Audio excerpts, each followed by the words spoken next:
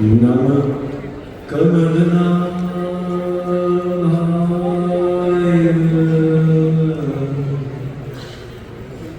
नमः कमलनाभाय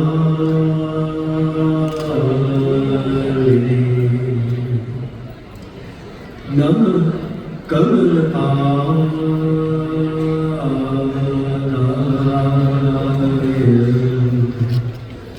नमस्ते कमलेश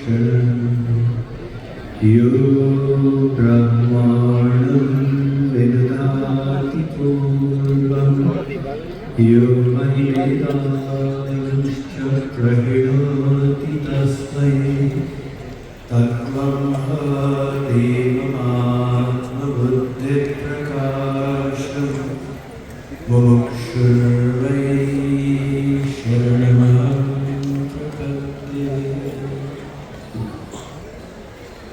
जय गुरु। श्री जगन्नाथ महाप्रभु की लीला स्थली में उपस्थित ठाकुर श्री श्री निगमानंद परमहंस देव जी के अलौकिक चरण कमल की उपस्थिति में मंचस्थ आदरणीय संत समाज सभापति एवं आयोजक गण एवं समस्त सत्संगी वृंद, पूज्य गुरुदेव की कृपा से प्रेरणा मिली और आप सबकी सेवा में कुछ श्रद्धा सुमन अर्पित करने का अवसर मिला। गुरु की महिमा पर चर्चा की जाए।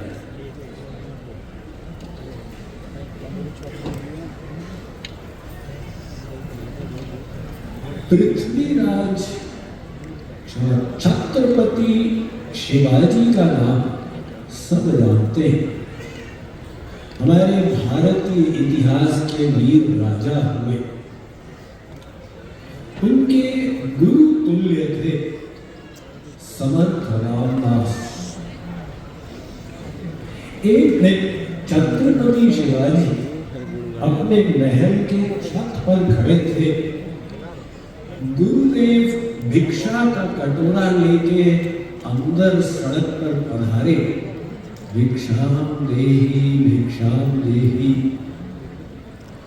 शिवाजी महाराज सोचने लगे, मैं राजा हूं और मेरे गुरु भिक्षा मांग रहे हैं, ये मेरे लिए अशोभनीय है। उनको प्रेरणा मिली। एक पर्ची पर कुछ लिख के महल से नीचे भागते आए और गुरुदेव के कटोरे में पर्ची डाल दी। गुरुदेव ने जब पर्ची को खोला तो मुस्कुराए। शिवाजी ने लिखा था, मेरा राज्य सब कुछ मैं अपने गुरुदेव के चरणों में अर्पित करता हूं, ताकि आपको भविष्य में कभी भिक्षा मांगने की आवश्यकता ही न पड़े। गुरुदेव ने कहा, बेटा मैं भिक्षा इसलिए नहीं मांगता कि मुझे कुछ आवश्यकता है, वरन अवसर मिलता है गृहस्थियों के बीच में आकर भगवत चर्चा करने का। अब तुमने अपना सारा राज्य ही मुझे सौंप दिया। एक काम करो, मैं उसको तुम्हारे संरक्षण में रखता हूं। आज से तुम राज्य करोगे ये सोचते हुए कि ये मेरा नहीं है, ये मेरे गुरुदेव का। मैं उनकी सेवा में इसका शासन कर रहा हूं। इसी प्रकार से ठाकुर स्वामी निगमानंद परमहंस देव के सत्संगी वृंद अपने घर के बड़े कमरे में ठाकुर को रखते और अपने को ठाकुर का दास मानते हैं, वो घर को अपने गुरु का ही मानते हैं। ये गुरु भाव, गुरु शब्द का अर्थ क्या है? गोशब्द स्वंधकार स्यात्, ऋषब्दस्तन्निरोधकः, अंधकार निरोधत्वात् गुरु नित्य विधीयते। गु का मतलब है जीव के अंदर जो अज्ञान रूपी अंधकार है, और गुरु का मतलब उसको नष्ट कर देना। गुरु वो होता है जो अपने शिष्य के अंदर के अंधकार को नष्ट करके उसे ईश्वरीय ज्ञान के प्रकाश में लाता। तो आप सब अपने गुरुदेव के चरणाश्रित हैं, अपने घर में उनकी सेवा करते हैं, किंतु प्रतिवर्ष सम्मिलनी में उपस्थित होते हैं। नारायण ने नारद जी को कहा था, नाहं वसामि वैकुंठे योगी नाहं हृदयेन च, मन भक्ता यत्र गायन्ति तत्र तिष्ठामि नारद। इसी प्रकार से आप सब लोग यहाँ पर जब सत्संग के लिए एकत्रित होते, आप अपने गुरुदेव से योग में संबंध जोड़ते हैं, तो ये स्थान आपके लिए सबसे बड़ा तीर्थ होता। अतः समस्त निगमानंद परमहंस देव के साधक प्रेम के लिए ये सबसे बड़ा वार्षिक तीर्थ है। गुरु भक्ति की महिमा हम पद्मपाद से सीखे। शंकराचार्य ने 4 मठ स्थापित किए थे, अपने 4 प्रमुख शिष्यों को एक एक मठ का आचार्य बनाया था। तो यहाँ पर जो गोवर्धन पीठ है उसके आचार्य थे पद्मपाद। ये पद्मपाद नाम कैसे पड़ा? प्रथम उनका नाम था सनंद, और शंकराचार्य जब काशी में प्रवचन देते थे, उनके शिष्यों में सनंद बेर पढ़ा लिखा था, उसे कुछ समझ में नहीं आता था, केवल गुरुदेव के सामने बैठा रहता था। एक दिन सनंद नदी पार करके अपने गुरुदेव के वस्त्रों को धो रहा था। ब्रह्म विद्या की कक्षा का समय आया। शिष्यों ने कहा, गुरुदेव प्रारंभ कीजिए। शंकराचार्य ने कहा कि अभी सनंद नहीं आया है। शिष्यों ने कहा, गुरुदेव वो तो कुछ समझता नहीं है। शंकराचार्य ने कहा, वो बड़ी श्रद्धा के साथ सुनता। तो गुरु भक्ति की महिमा दिखाने के लिए वे पुकारे सनंद।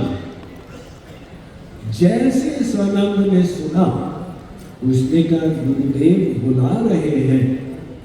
तो तुरंत वस्त्रों को छोड़कर भागा, नदी पर अपने चरण रखने लगा, और जहां जहां उसके चरण पड़े नीचे से कमल खिलता चला गया। तो वो जो पद्म खिले, इसके कारण सनंद नदी पार कर गया, और जब गुरुदेव के सामने आया तो दंडवत प्रणाम किया, और उसके मुख से परिष्कृत संस्कृत में गुरु की स्तुति निस्सृत हुई। तो सब शिष्य अवाक रह गए।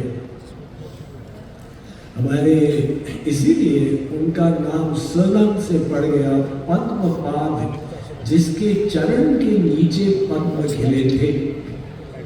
इसलिए श्वेताश्वतर उपनिषद कहता है कि यस्य देवे परा भक्ति यथा देवे तथा गुरौ तस्यैते कथिता ह्यर्था प्रकाश्यन्ते महात्मनः। जो भगवान को और अपने गुरु को एक मान के और श्रद्धा युक्त उनकी शरणागति करता, उनकी भक्ति करता, उसके हृदय में भगवान और गुरु की कृपा से समस्त वेद शास्त्रों का अर्थ स्वतः ही प्रकट हो जाता है। तो सब गुरुओं का सम्मान करें, सब आध्यात्मिक मार्गों का सम्मान करें, लेकिन अपने गुरु के प्रति निष्ठावान रहे, अपने हृदय में अपने गुरु को पूर्णतया निभा दें। आप सबको गुरु मिले। गुरु के बारे में तुलसीदास जी ने रामायण में बहुत बढ़िया बात कही, गुरु बिनु होई की ज्ञान। वो कहते हैं कि गुरु के बिना ज्ञान नहीं होगा। फिर आगे कहते हैं ज्ञान की होई विराग बिनु, वैराग्य के बिना भी ज्ञान नहीं होगा। अब उन्होंने दो बातें कह दी, ज्ञान चाहिए, गुरु की आवश्यकता है। फिर कहते हैं वैराग्य की आवश्यकता है। ये बदल कैसे गए? क्या ऐसा है जैसे संसार में कोई कहे अरे भाई रमेश, नहीं नहीं नहीं नहीं दिनेश। इसी प्रकार से क्या गोस्वामी तुलसीदास कहते हैं ज्ञान चाहिए तो गुरु को खोजो, नहीं नहीं नहीं वैराग्य चाहिए। जी नहीं, उनका मतलब है ज्ञान के लिए दोनों आवश्यक है। गुरु भी मिले और आपकी वैराग्य की बुद्धि हो, आपका निश्चय हो कि भौतिक सुख मेरा लक्ष्य नहीं है, भगवत सुख मेरा लक्ष्य है। अगर ये वैराग्य नहीं होगा तो हम गुरु की वाणी को सुनेंगे, पढ़ेंगे, सम्मिलनी में आएंगे, लेकिन लास्ट में कह देंगे वो तो सब ठीक है, लेकिन मुझे तो करोड़पति बनना है। अब सब सुनने के बाद एक लेकिन लगा दिए और गुरु का सारा प्रवचन व्यर्थ चला गया। तो गुरु मिले इतना ही पर्याप्त नहीं है, हमारे अंदर भगवत भूख होनी चाहिए। वो जब भूख होगी तब हम गुरु की वाणी का पालन करेंगे और उनके प्रति अपनी बुद्धि का समर्पण करेंगे। तब जाके वो चमत्कार होगा जिसकी गुरु प्रतीक्षा में। देखिए, अगर आप शारीरिक रूप से बीमार पड़ते हैं तो आप एक डॉक्टर के पास जाते हैं, क्योंकि डॉक्टर वो शरीर का विशेषज्ञ है। उसने 10 साल अध्ययन किया, उसका 25 वर्ष का अनुभव है चिकित्सा का, जबकि आपके पास कोई ऐसा ज्ञान नहीं है। तो आप डॉक्टर के प्रति बुद्धि का समर्पण करते हैं। डॉक्टर साहब, ये मेरा रोग है, बताइए मुझे क्या करना है।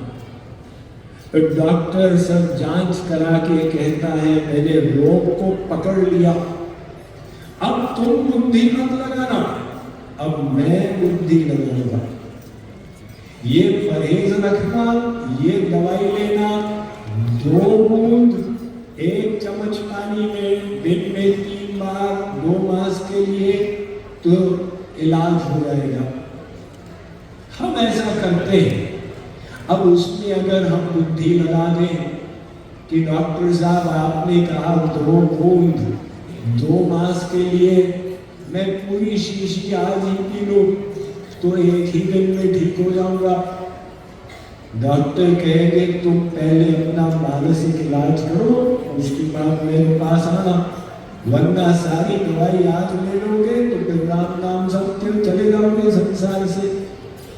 तो डॉक्टर के प्रति हम बुद्धि का समर्पण करते हैं। ऐसा ही समर्पण हमें गुरु के प्रति करना हो, क्योंकि ईश्वरीय विषय परोक्ष है। वर्तमान में हमें उसकी अनुभूति नहीं, तो इसीलिए वो अगर हम बुद्धि के आधार पर चले हम कभी सफल नहीं हो पाएंगे। उसी का तो समर्पण करना, जैसे रत्नाकर ने किया। रत्नाकर इतना दुष्ट था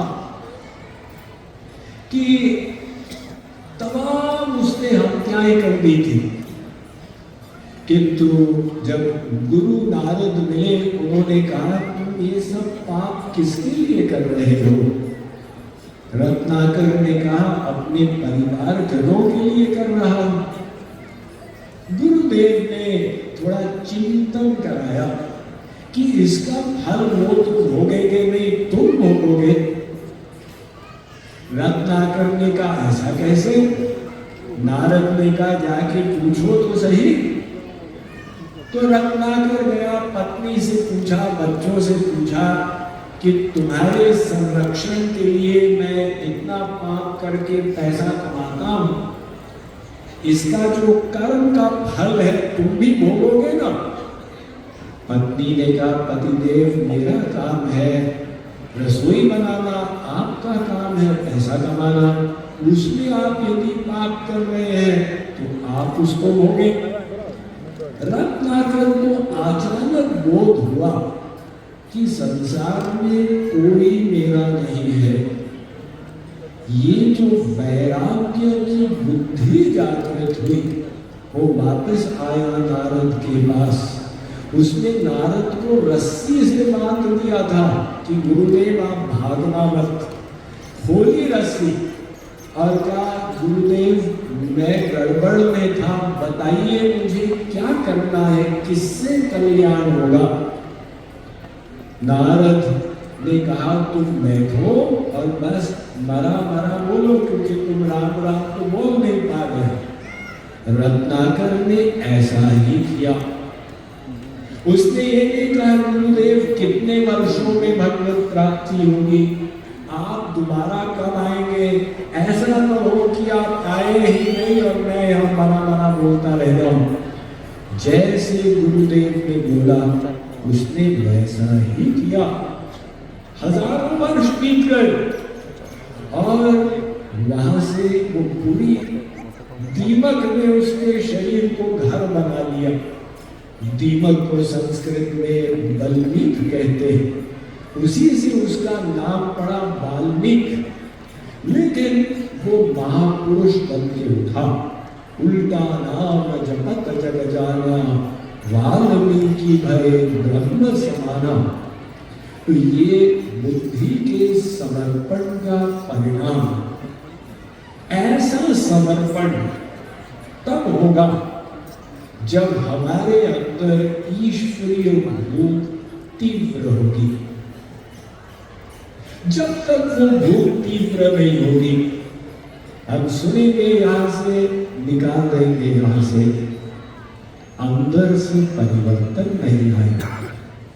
आप सोचिए एक व्यक्ति को खांसी आ रही है, गुरुदेव ने कहा भाई तुम थोड़ा सादा जीवन जियो, ब्रह्मचर्य धारण करो, बॉइल्ड सब्जी खाओ।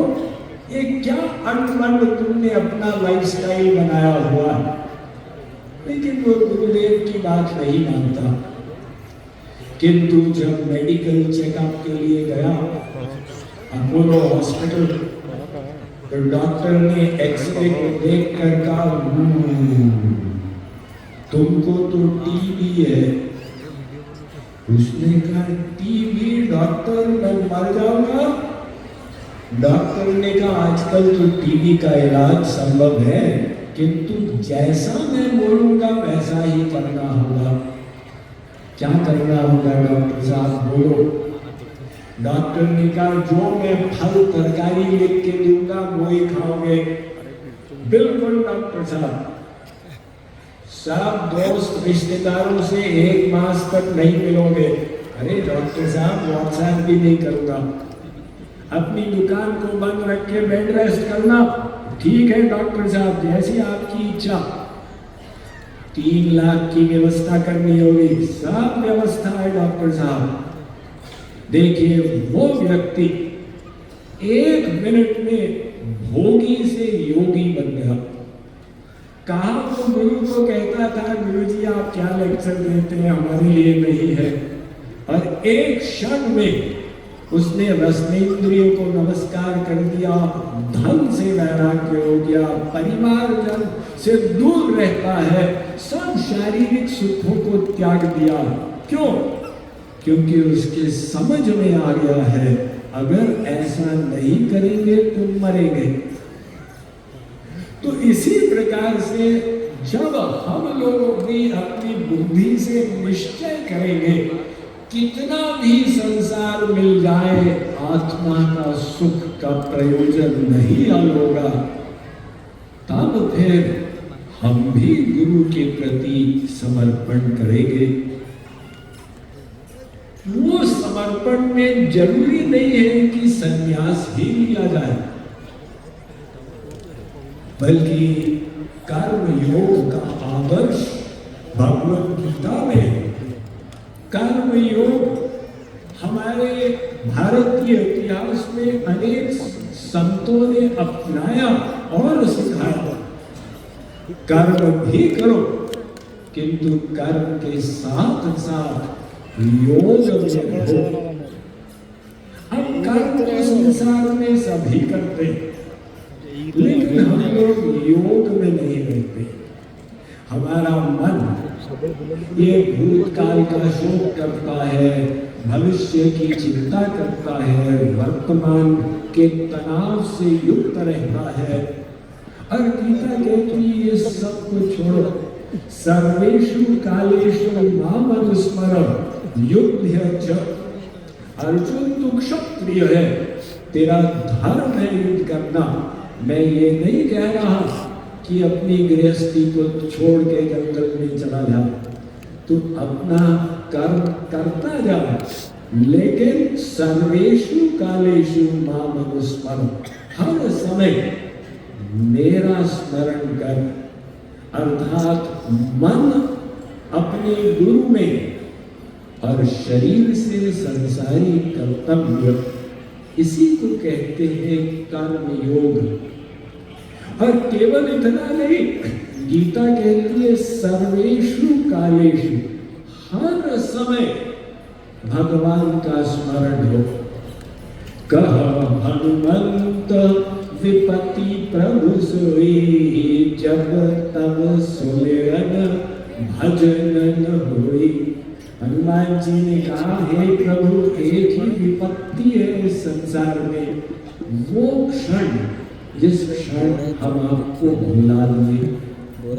अगर गीता का सार चाहिए तो एक सार है, सततम कीर्तयन्तो माम तेषां नित्य अभियुक्तानां यो माम स्मरति नित्यशः।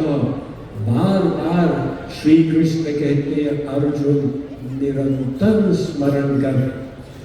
तो कोई पूछे, ये दोनों काम एक साथ कैसे होंगे? हम अपना संसारी कर्तव्य भी करें और भगवान का स्मरण भी करें, क्या ये दोनों काम एक साथ हो सकते हैं? इसका उपाय है, और वो ही उपाय स्वामी निगमानंद परमहंस देव ने सिखाया था। वो उपाय क्या है? हम लोग जब मंदिर जाते हैं तो भगवान की उपस्थिति को अनुभव करते हैं, क्योंकि हम सब श्रद्धालु हैं, आस्तिक हैं। किंतु जैसे मंदिर से बाहर निकलते हैं हम भुला देते हैं। हमको लगता है भगवान मात्र मंदिर में है, इसलिए मंदिर में श्रद्धा करो, मंदिर में बदमाशी मत करो, लेकिन मंदिर के बाहर आकर जो करना है करो। ऐसा नहीं, इससे हमें अब और आगे बढ़ना। मंदिर अवश्य जाए, लेकिन जब बाहर आए तो संपूर्ण संसार को अपने ठाकुर का मंदिर समझे और उनको अपने साथ में अनुभव करें। सोचे कि हमारे गुरु, हमारे ठाकुर तो हमारे साथ है। ये तो फैक्ट है। हमारे शास्त्र कहते हैं एको देवः सर्वभूतेषु रूढ़ः सर्वव्यापी। भगवान संसार में सर्वव्यापी है, प्रभु व्यापक सर्वत्र समाना। बार बार शास्त्र कहते हैं ईशावास्यमिदं सर्वम। और गुरु और भगवान में भेद नहीं, इसलिए वो गुरु भी साथ में है। वो है, लेकिन हम लोग स्मरण नहीं कर रहे। बस इसी को का हमें अभ्यास करना। अगर कोई इतना अभ्यास कर ले कि वो सदा सोचे मेरे गुरु मेरे साथ में है, तो उससे कभी कोई पाप होगा ही नहीं। ये अच्छा बनने वाली बात ऑटोमेटिक आ जाएगी। देखो, एक मनुष्य के भय से व्यक्ति पाप नहीं करता है।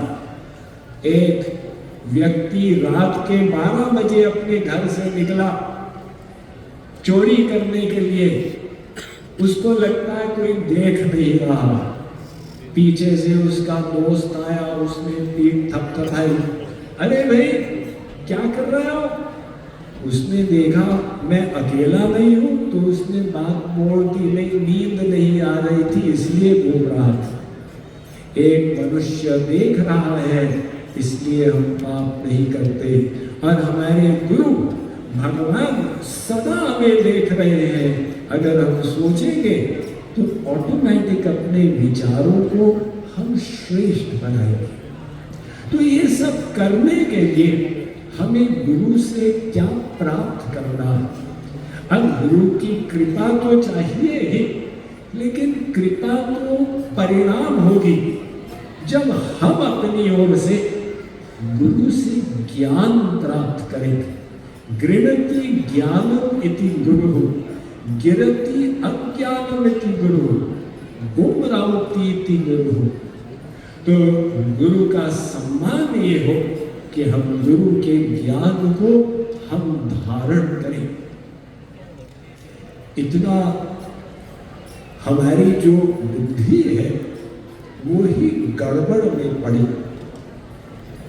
वेद व्यास ने कहा अनाद्य विद्यायुक्तस्य पुरुषस्यात्मवेदनं स्वतो न संभवादन्यस्तत्त्वज्ञो ज्ञानो भवेत्। ये जीव अनादिकाल से अविद्या से युक्त है और वो अविद्या अपने स्वप्रयास से नहीं जाएगी, क्योंकि स्वप्रयास अपनी बुद्धि से होगा और बुद्धि ही गड़बड़ में पड़ी है। तो हम भले पीएचडी डीलिट बन जाए, उससे भी अज्ञान नहीं जाता। हम शास्त्र भी पढ़े तो समझ में नहीं आता कि शास्त्र में लिखा क्या है। वही सब शास्त्रों ने कहा कि हमको गुरु के माध्यम से समझो। तो जब हम गुरु की शरण में जाते हैं तब ऐसा चमत्कार घटित होता है जो आरुणि के जीवन में हुआ था। उपनिषद में आरुणि की कथा बड़ी प्रेरणादायक है।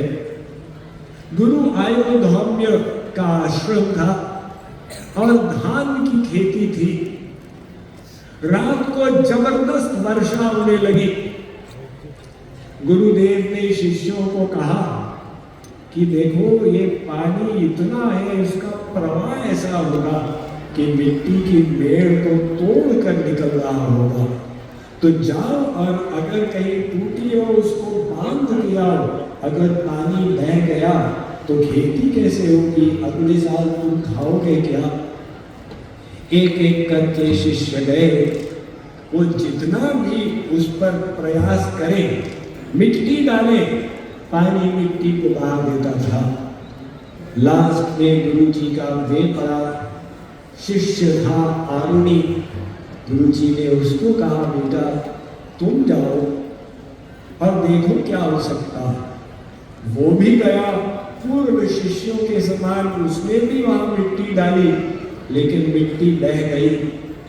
तो उसने कहा कि गुरुदेव की आज्ञा थी, मुझे इसे पूरा करना ही है। अब मिट्टी नहीं टिकती तो मैं वहां लेट जाता। रात्रि का समय था, वर्षा हो रही थी, वो मेड़ के साथ लेट गया कि पानी नहीं निकलेगा। रात भर वहां रहा। अगले दिन सुबह 4 बजे वो गुरु की सेवा में आया करता था। जब वो आया नहीं तो गुरु जी ने पूछा अन्य शिष्यों से, आरुणि किधर है? उन्होंने कहा गुरु जी वो तो रात भर आया ही नहीं वापस। गुरु जी स्वयं भागे भागे गए और पुकारा बेटा किधर हो? लेटे लेटे उसने कहा गुरु जी मैं यहाँ पर हूँ, आप कहेंगे तो मैं उठ जाऊंगा, लेकिन पानी बह जाएगा। गुरु जी आए, वहां पर देखा उसका शरीर जकड़ा हुआ था, उनके आंखों में आंसू आ गए। उन्होंने उसको उठाया और हृदय से लगा दिया और तत्काल गुरु की कृपा से उसके हृदय में दिव्य ज्ञान प्रकाशित हो गया। वो इतिहास का एक विख्यात ऋषि बन गया। मेरे पूज्य गुरुदेव का नाम आप सब लोग सुने होंगे। जगत गुरु तब श्री कृपालु जी महाराज, उन्हीं की आज्ञा से मैं 34 वर्ष पहले उड़ीसा प्रचार करने आया था। उन्होंने अपने लीला संवरण से पहले मुझे एक गुरु सेवा दी कि एक विश्वविद्यालय हो जहां केवल मेटीरियल साइंस ही नहीं, साथ ही साथ योगिक साइंस, वैदिक science, spiritual science, mind management, ये सब का अध्ययन पठन का अवसर मिले। ऐसी यूनिवर्सिटी जो भारत को पुनः जगत गुरु की, विश्व के जगत गुरु की पत्नी पर स्थापित कर सके। तो उनकी कृपा से इस वर्ष उनकी सेवा में वो विश्वविद्यालय सफलतापूर्वक लॉन्च होने जा रहा है। जुलाई 2026 से पहला बैच शुरू हो जाएगा और उसकी एडमिशंस प्रारंभ हो गई है। यहाँ पर उसका स्टॉल भी लगा है। आप सब ने इसमें अपना सहयोग किया। स्वामी जी, आपकी इच्छा है दूसरों को जानकारी मिले तो उसका स्टॉल भी लगा है। जिसकी भी इच्छा हो वहाँ जाके जानकारी उसकी ले सकते हैं। तो जैसा मैंने सुना कहा था कि स्वामी श्री श्री ब्रह्मानंद परमहंस देव के दर्शन करने का सौभाग्य तो नहीं मिला, लेकिन उनके चरण आश्रित सत्संगी वृंद के दर्शन प्राप्त हैं और उन्हीं के दर्शन में हमें ठाकुर के दर्शन की भी अनुभूति हो रही है। तो आप सब लोग इतनी सुंदर यहाँ पर सम्मेलनी का आयोजन करते हैं। यही कार्यक्रम उत्तर उत्तर बढ़ता चला जाए और इसके माध्यम से आप सब का जीवन परम मंगलमय बनता जाए भगवत चेतना से। पर वही चेतना उत्कल प्रांत में, भारतवर्ष में, संपूर्ण विश्व में फैलती चली जाए। जय गुरु। जय गुरु।